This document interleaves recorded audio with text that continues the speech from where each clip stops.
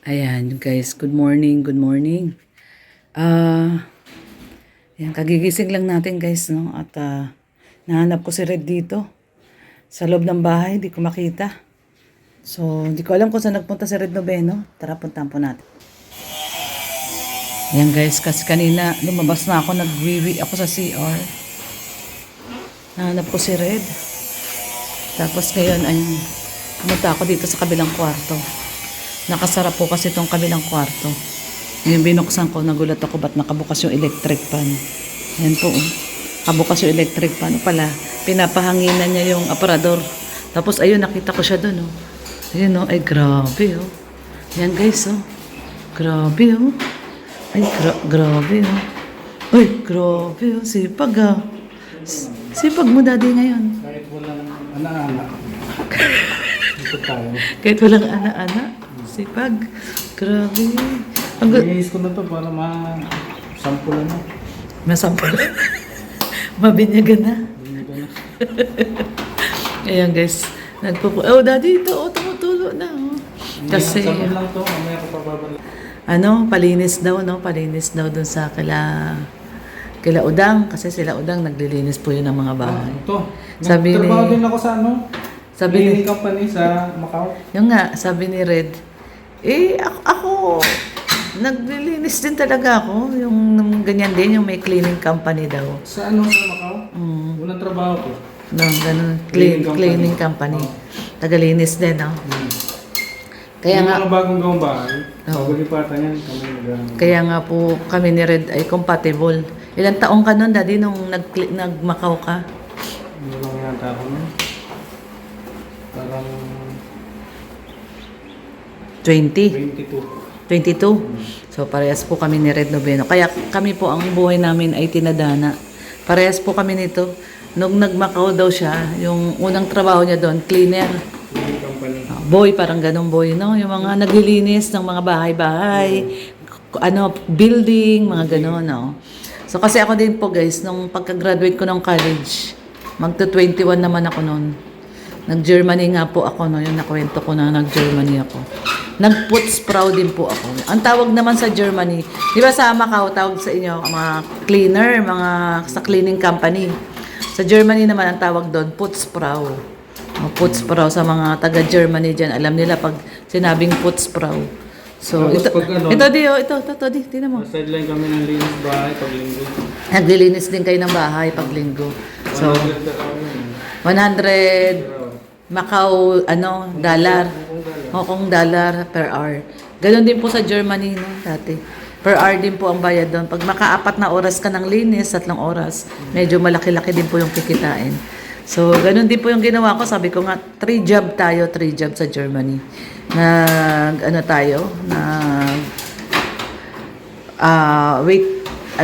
Waitress, ayan. Nag-waitress tayo.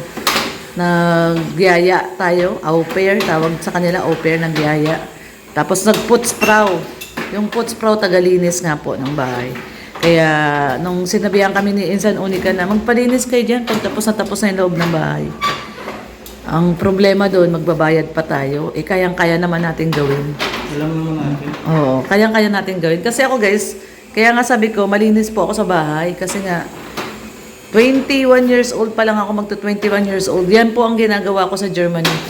Nagdilinis ng bahay. Yung malaking nililinisan namin, auditorium. No, auditorium, minamap namin yun, pinapakintab namin yun. Sa Germany, hindi po pwede yung naglinis ka lang, nagwalis ka lang, tinanggal mo lang yung dumi. Kailangan po kumikinang. No, kailangan makintab, ang CR makintab, lahat malinis. Hindi lang basta malinis. Makikita talaga nila na nag-sparkle. No, makintab yung mga grills, makintab, mga tiles, makintab. Ganun po yung doon, linis doon. Hindi lang po basta nagwalis, naglinis, yung ganyan, malinis, walang basura ka makikita. Kailangan po doon makikita nila na talagang nag-sparkle yung paligid ng bahay nila. Makintab, no? Kaya ako po, sanay po talaga ako maglinis. Pasensya na doon sa mga nagsasabi, hindi daw ako marunong magluto. Kasi hindi po ako nag-cook. Hindi po ako nag-cook. Siguro kung nag-cook ako sa Germany noon, ayun, marunong ako magluto. Pero, wag ka, marunong ako ng mga lutong European, no? Magaling po ako mag-spaghetti, ayan, mga luto nila, mga white sauce. Yan, marunong ako niyan kasi nung mahigit 2 years tayo doon. Kulang-kulang 3 years, no? Almost 3 years tayo doon.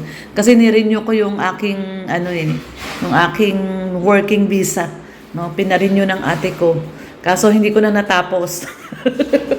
Supposedly, 4 na taon tayo doon kasi nag-renew ako ng another 2 years na visa. Pero, hindi ko po natapos kasi nga, sobrang homesick na ako. Sobrang homesick na ako, kaya umuwi na ako. Umuwi na ako ng Pinas. So, after naman po noon, nung may anak na ako, bumalik po ako doon. Bumalik po kami doon ng anak ko, pero tourist visa na lang, di na working visa. So, 3 months din kami doon. Lang kami, nagliwaliw ng aking anak. Pumunta tayo kung saan-saan. Kasi ang maganda po kasi sa Germany, pag pumunta kayo doon, yung visa nila is Schengen visa, no? Schengen o Shenzhen o kung ano man pronunciation nun, Schengen visa. Pwede po kayo pumunta sa mga ibang lugar sa Europe, no? Tulad sa nag-Holland kami, nag-Italy kami. Kasi pwede multiple visa, pwede na kayo pumunta sa mga iba-ibang bansa. Isang visa lang sa Europe. Ang hindi nyo lang pwedeng pasukin doon is UK, no? London, ayan. Hindi kayo pwede pumunta ng London. Iba ang visa ng UK sa Schengen visa. Ayan. So, ayan, no? Si Red Noveno, grabe. Gusto niya na pong lumipat dito. Actually, kahapon, nilinis ko naman na to pagkatapos ikabit ni Kuya Gerson yung mga cornisa. Ayan. Tapos na po yung ating cornisa. Ayan po, oh. Buksan po natin yung ilaw para makita niya po yung kagandahan. Yan ang ating cornisa, oh. Ang ganda ng cornisa natin, guys, di ba? Talagang napakalaki po ng nagagawa ng cornisa. Pag naglagay po kayo ng cornisa, ang ganda po, no? So, ayan, tapos na pati po yung cabinet. Ayan. Pati yung cabinet. Ayan, tapos na rin po yung cabinet. Napinturahan na po rin yan ni Kuya Gerson. Na third coat na rin po yan, kaya ang ganda na. Pwede na po yung lagyan ng, yan. Kaya tinatapatan ni Red ng electric fan para mawala yung amoy. Kasi medyo mabaho po, no? Medyo mabaho pala yung pintura ng kahoy. So, ayan po, oh. Ang ganda na po ng ating cabinet. Pwede na natin ilipat dyan yung mga gamit sa kabilang kwarto. Para yun po yung next project, gagawin po namin yung tiles doon, no? Papatiles. Papatiles na po yung kabilang kwarto para nakatiles na rin. So, pwede na po kaming lumipat dito ni Red Noveno. Ayan si Red Noveno, naglilinis ng bintana sa labas. Mataas po kasi yan eh. Kasi alam niyo naman po, elevated yung bahay natin. No? Kaya yan si Red Noveno, nakatungtong yan. Ay, tinutungtungan yung lamesa. Oh. Akala ko, Daddy, tumangkad ka na eh.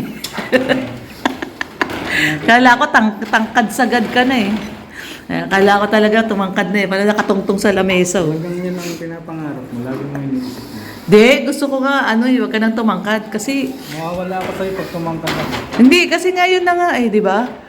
Ganyan na nga lang yung height mo, dami mo pang babae. Di lalo na kung tumangkad ka. Di ba? Ganyan, sabi ko nga sa kanya eh. Ang lit-lit mo na nga, nakahanap ka pa ng pinagsabay-sabay kami. Ilan nga pala kami yung pinagsabay-sabay mo? 4? 4, no? Grabe, 4. Nung kabataan niya yun. Ito yung pinagpilihan ko. Hoy, ibig sabihin ako pala ang maswerteng nagwagi. Doon ako nakaranas ng pagkakamali. Ako daw pala yung maswerteng nagwagi kasi 4. Ako doon, karma. Ano sabi mo? 4 kami pinagpilian mo. Ako yung napili mo. Ang tawag mo doon ay? Karma. Nakarma siya sa akin. Ayan guys, nung kabataan niya po yun, ngayon wala na po tong wala na tong asim. Na lang, wala nang asim. So, ito na po yung ating kwarto. Ang ganda na po, no? Ito na, final na to. Ito na yon. Lilipat na po kami dito ni Red. Patanggal lang natin yung amoy.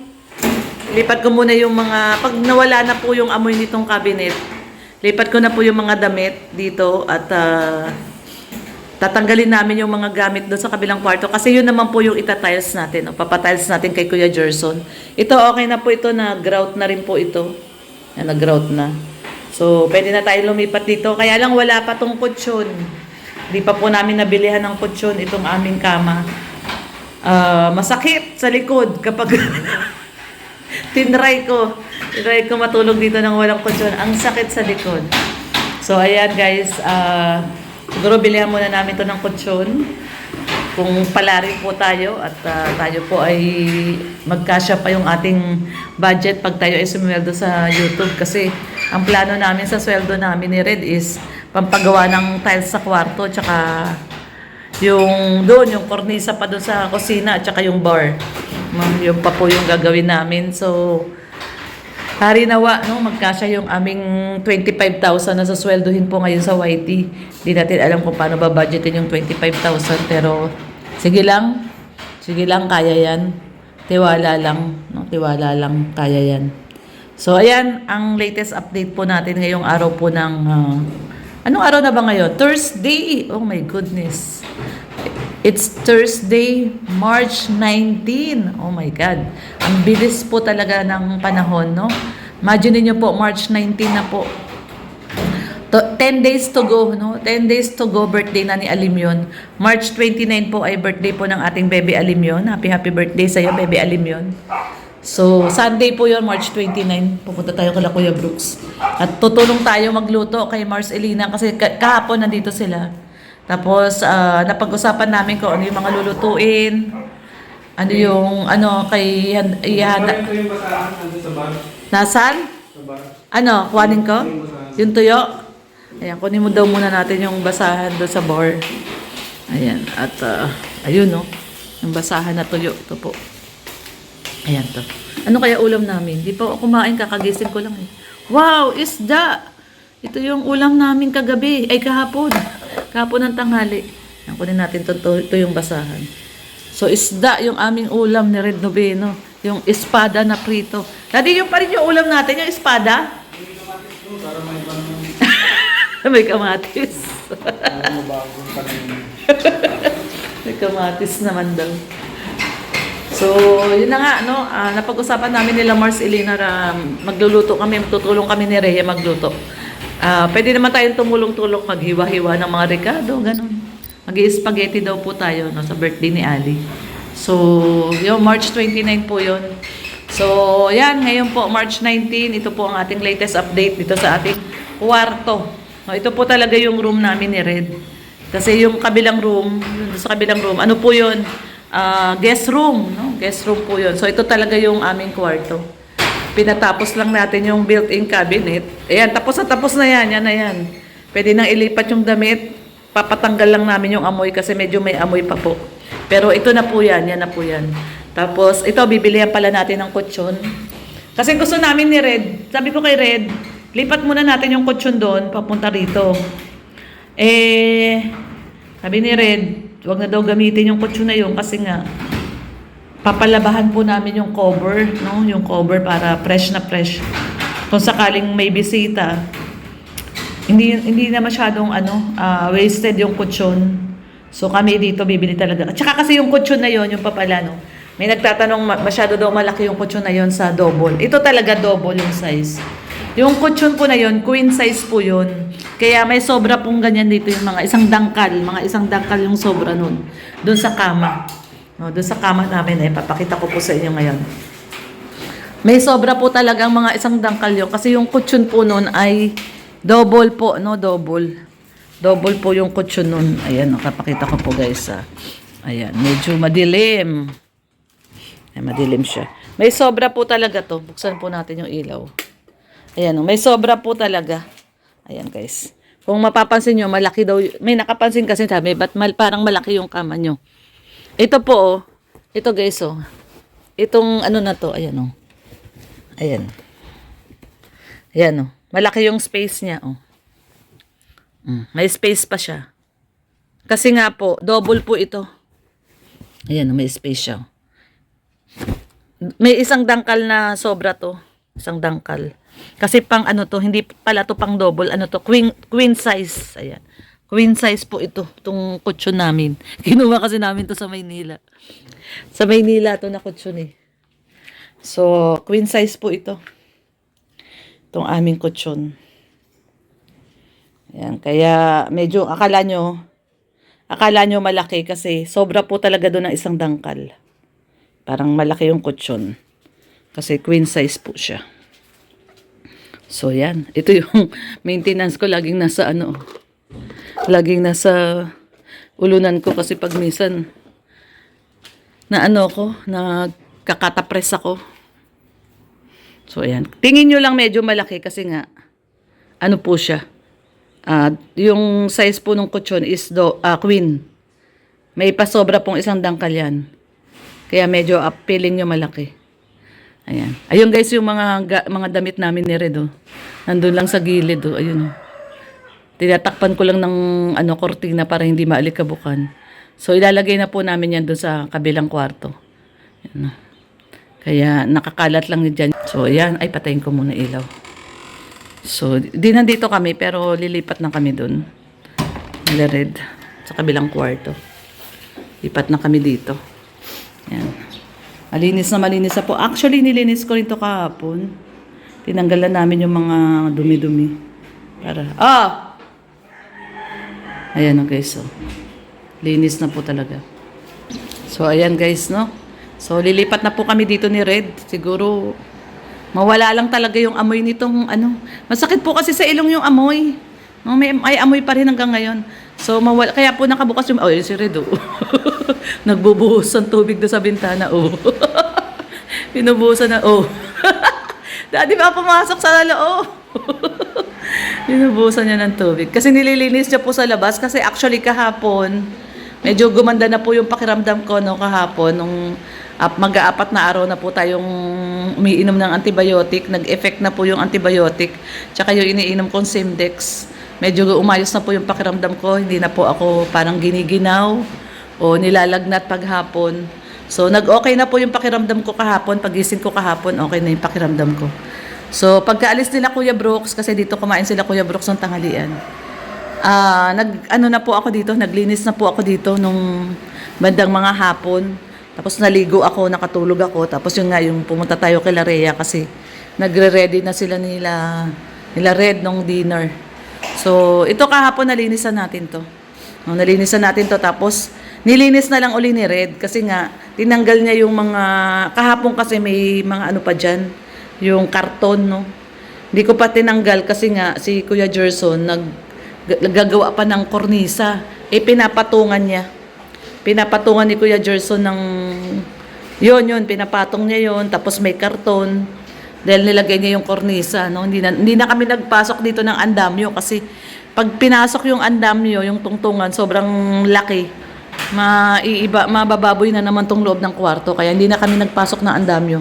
Dito na lang tumutungtong si Kuya Gerson na may karton at doon ang ginagamit niya para makabit yung mga kornisa. So ngayon nakabit na yung kornisa, okay na po siya lahat. Ayan, nilinis ko na siya kahapon. Pinalo up lang ng linis ni Red. Tinanggal niya na yung mga karton doon. Tapos yung amoy po nitong cabinet natin, pinapalipas lang namin yung amoy dahil may amoy pa rin po, no? Kaya nga binuksan ni Red yung electric fan para mawala yung amoy. Matagal pala talaga mawala yung amoy nito. So, yun, naglinis. Nung nakaraang linggo din, naglinis na rin ako dito sa loob ng bahay. Kasi usapan naman namin ni Red Noveno yan. Ako sa loob ng bahay, siya sa labas. Kaya yan, nagpupunas na po siya ng bintana sa labas para malinis na tignan din yan sa labas. So, okay na po dito. Makabili lang kami ng kutsyon. Kahit manipis lang na kutsyon. No, hindi naman po kailangan makapal na makapal. Basta hindi lang masakit sa likod. Kasi ang sakit sa likod, nag-try kami natulog dyan nung nakaraan nung hapon, yung yung siesta lang po ba, no? Yung paghapon makatulog ng konti. Nag-try ako dyan magtulog. Aba, masakit pala talaga sa likod, no? Masakit po sa likod yung walang kutsyon. Lalo na nagkakaedad na tayo, masakit po talaga. So, ayan guys, yung ating latest update ngayong araw po ng Thursday, March 19. Ayan, maraming pong salamat sa mga nanonood po sa ating video upload everyday. Everyday update sa ating dream house. Thank you so much. Ayan, nandito na po tayo sa final touch ng ating dream house. General cleaning na po tayo. Kaya lilipat na po kami dito. At sa awa po ng Diyos, no, makapagpa-terrace po kami. makapagpa-terrace, makapagpapalitada ng buong ikot ng bahay sa labas, no? Nasa labas na po tayo eh. Ang kulang na lang po talaga dito sa amin is itong kabilang kwarto is mapa-tiles, ayan. Ito mapalagyan ng tiles kasi naka-linoleum pa lang po ito, ayan, linoleum po. Naka-linoleum. So mapa-tiles po namin ito at pag once na ma-tiles po ito, okay na po yan. Ready to go na tayo dito. Pwede na to tayo magpatulog dyan.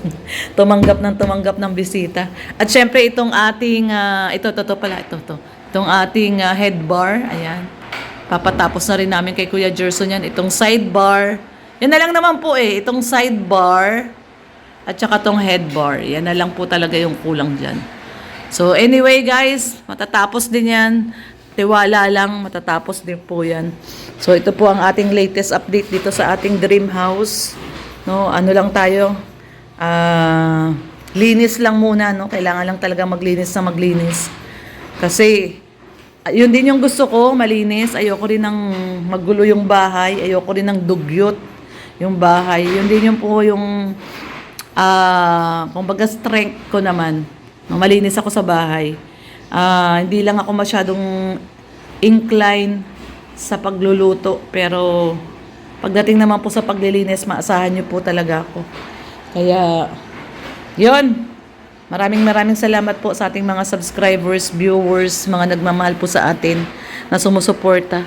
Especially mga hindi nag-skip ng ads na mga organic viewers natin, mga solid kalingap supporters. Thank you so much po sa inyong lahat. Yan, pagpalain po kayo ni Lord at sa mga kababayan po nating OFW sa ibang bansa, sa Middle East. Yan. Ingat-ingat po, no? Divine Providence, Divine Protection po sa inyong lahat. At lalong-lalo na, ayan, buksan natin yung ilaw. Sa mga solid viewers and subscribers po natin.